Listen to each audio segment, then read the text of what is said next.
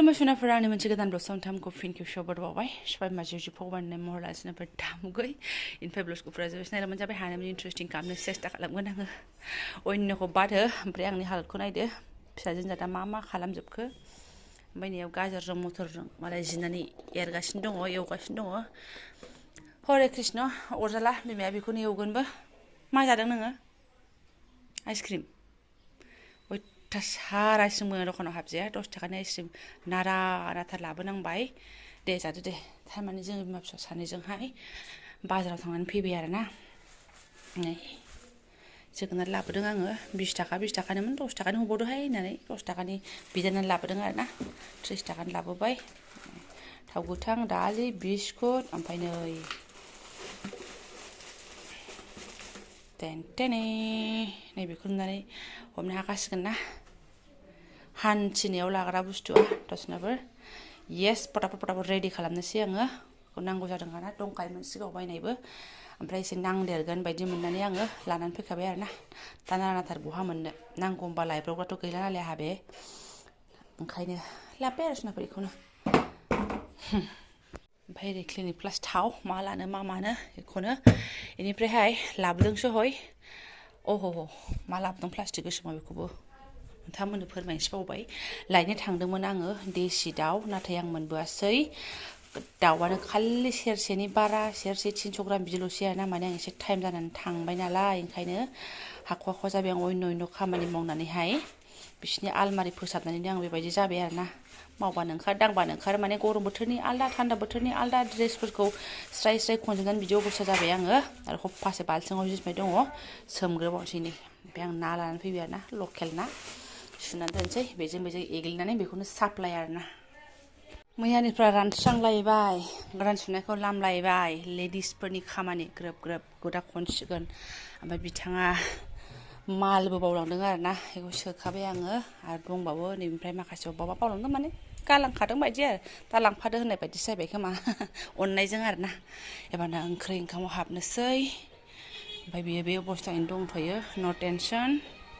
ओरै लखब एवगासिनो दं आङो ओमफ्राय जोगोनारबो हादों आरो माखासेखौ एवगासिनो दं आरोना फटाफट खालामनांसिगौ सुनाफोर सान्दुंआ थां थांथारनाय जा गरम दाउखोगासिनो दङ सयथिबो ओमफ्राय नै आरोना जा इन्ट्रेस्टखा माने आंहाबो मामामोननि संख्रिखौ मोनजासिगोन आरोना माने जोंना माइयाबो मोनो नालाय हजोंहाय ओमफ्राय जाख'नो हायाखै दङमोन नालाय लांबा लांदो होननानै ओमफ्राय आहाबो संख्रिया जोबां जाखाबायमोन नालाय दाख्लैनो लाबोनायमोन जों थांखालि दिनै जानोसै आरो आंहाबो मामानि संख्रिखौ मोनजासिगोन नै आरो ओरै थाव सेरबाय आङो ओमफ्राय मा होनो सिनियाबो माइया गावथ' लोङा नालाय बारा बाहायख'नो हाया बेखौबो नै एसे लखबनानै लाखानाय दंमोन नालाय ओमफ्राय बे आद्राखौ आंनो हरबाय आरो जोंहाथ' आरो नांगौआनो जाहैबाय सुजा जानायावहाय ओमफ्य नै बेफोरखौ आहा रेडि सुनानै लाखाजोब्बाय आरोना थोबाथ' थोनांसिगौल' बेहाय ओंखाम बेहाय ओंख्रि सोनानै हरसांनो गावनि टिफिनखामोन ओरैसो थाबाय थायो बेयावनो सोना हरसां आरामसे मजानो ओमफ्राय ओरै खावब' जिरायनानै आङो भाजा हाहोलां ओमफ्राय ओंख्रियाबो गोदौबाय आंना नाखौ ब्र' हरबाय आरोना आङो नानि आया गेलेनाङा सना दैजों गेलेनाङा प्लिज हामा एसे गोदौथोंसै आरामनो मैयानि दुन्दिया रानथाबनाय दङ खालामाखै बेखौनो होगोन आरोना लाबोफानो बावदां दहायो थिगानो दङ होजागोन बांद्राय रानथाबाखैबो ओमफ्राय थाइबें जेंगाव सेलाबनाय दंखायो बेखौबो थाइनैसो हरनोसै आरो रेडि खालामनोसै र' लासैनो दानो नङा नालाय फ्राय दान्दिसे उनाव जायै लोङै टाइमा जाफैनायलाय ग्रोब आङो नै सोजोब्बाय आरोना बिथांनो हरफानांगौ बुस्थुफोरखौहाय बेहाय दङ बे मोनसेयावबो ना दङ आरोना सासे लोगोजों गावजों ओमफ्राय बेयाव जाहैबाय भाजा गाजर आलु मटर ओंखाम बेफोरखौ ओमफ्राय गिलासबो लांदों बिथाङा ओमफ्राय सिखाया दाख्लै गाव लाबोखानायमोन नांला होनदोंमोन दा थाइबेंखौ हालाना आङो ओंखायनो दा हानानै जाथोंसै आरोना बेफोरखौनो मोजाङै हैनोसै आं लोगो हमनानै सोबखाजोबनोसै ओमफ्राय बिमा फिसा सानैजों जों मोनफैबायबो सिदा आं स्टेसनाव मोननायावसो माने अन खालामफैबाय आरोना नायदो सफैथ'वाखै ट्रेना एसे समय दंबावो एसे जिरायथ'नोसै माने मेंगुलायबाय आरोना मा होनो ट्रेन साइथिं बारबाय बायनानैनो जेगाव जाबोलायबाय दांखोखोनो गरम बोथोर जाजों एकदम गरम फुबोबाय आरो मा बिमा फिसानो एनाउन्सबो होबाय सौफैबाय जों जास्ट 6-7 मिनिटल' थानो मोन्दों आरोना ओरैबादि भिरमोन ट्रेफिकआनो Eilai ma.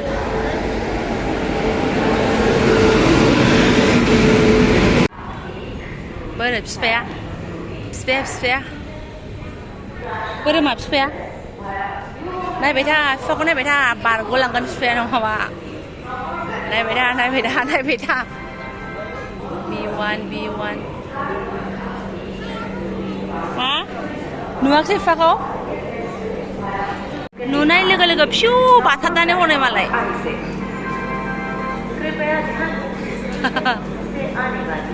दखानावसो बहनखाजोब्बाय आंहा बुस्थुखौ बेगा लांफिननांगौ ना बाय थांदा दसेल' थायो मालाय 1 मिनिटल'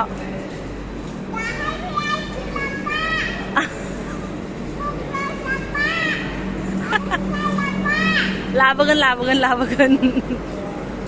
दे मा बाबाया मा बायनानै होलांखो नोंनो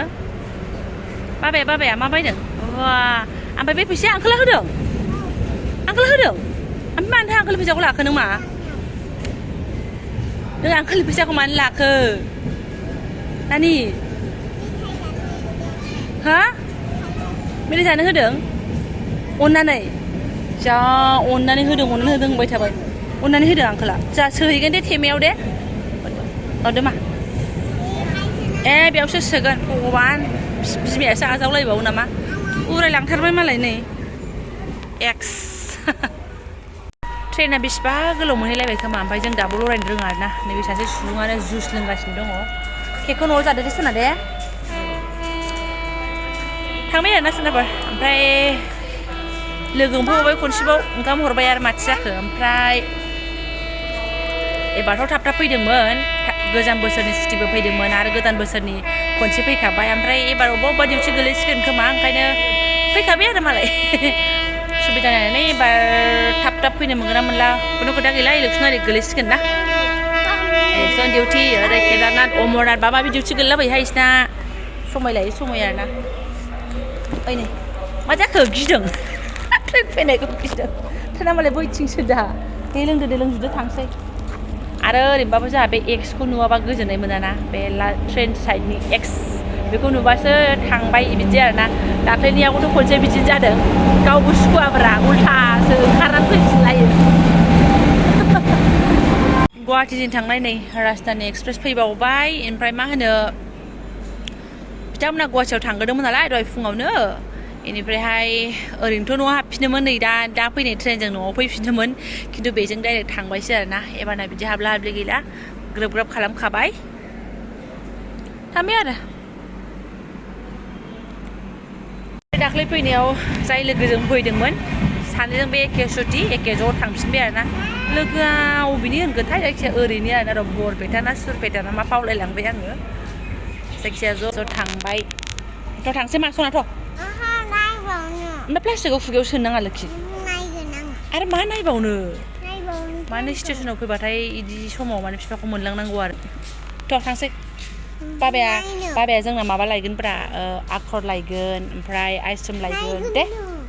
खोनाबाय फैथ'ला थांसैथ' बाबाया आङो आगान सुरफिनबाय बिमा फिसा रिटार्न हम बेसेबां जिरायबाय थानांगौ जाखो बेखौलाय खाराबनो माबा एखे 2 मिनिटबो थाथ'वाखैब्रा 1 मिनिटल' थाथ'दों खोमा ओंखारबायल' फिसाजोनि मेथाइ बायबायल' 2 मिनिट खोमा आरो होनबायानो हुलुस थुलुस ना रायज्लायस्लाबनो मोनखो ना मास्लाब मोनखो मोना एथ' गोबाव न'आव रायज्लायबाबो आरो माबा रायज्लायस्लाबनो नांबावनो टाइम मा जाखो बेलाय जाम्बिनो लाबाय मा मेथाइया जि गोलाव ट्राफिकमोनहाय सयथि आयु बेखौसो गिबावबाय आङो दानि आराम सफैलायबायमोन मा होनबावनो थांफैथ'बानो गैया फैदो आरो थाम्फै दाबादियाव थाम्फै धुप सावाबाथाय आरो रेहाय गैला आरो गिदिरनो थाम्फै धुप गैया लायदो बिफा होमबाबो रोगाग्रा गैलाबा दाख्लैसो पेकेट थामना मालायनाया जोब्बाय गावनो लायो गावनो हुलुस थुलुस गंथाम गंब्रै सावो आरोना बेना अयनायथार बेनिफ्राय सुनाफोर माथो गोलाव खालामबावनो थाम्फै धुप लानानै लागायफैनोसै ओमफ्राय ब्लगखौबो दोनथ'नोसै जायफोरा आंनि बेखिनि ब्लगखौनो फरायनो लांबाय बेखौनो एसे शेयार खालामलायबाय फैनायखौ शेयार खालामो मा मोनजादों मा मोनजायाखै शेयार खालामो थांनायखौबो शेयार खालामबाय आरोना थ' थेंक इउ स' माच लोगो मोनसिगोन नेक्स्ट भिडिअ'आवहाय